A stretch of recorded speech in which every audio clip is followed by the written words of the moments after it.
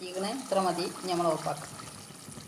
ഇനി നമ്മൾ ഇന്നത്തെ നെയ്ച്ചോറാണ് എടുക്കുന്നത്. ഇന്നത്തെ ചോറൊന്നും എടുത്തിട്ടില്ല.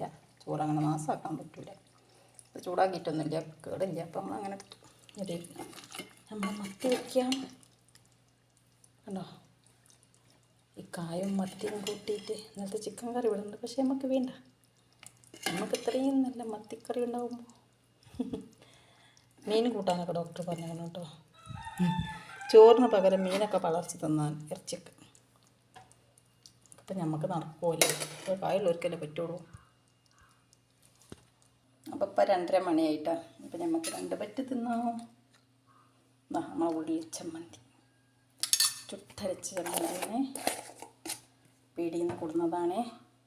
പിന്നെ നല്ല മാങ്ങച്ചാറ്, അതും പീടിയത്തതാട്ടോ.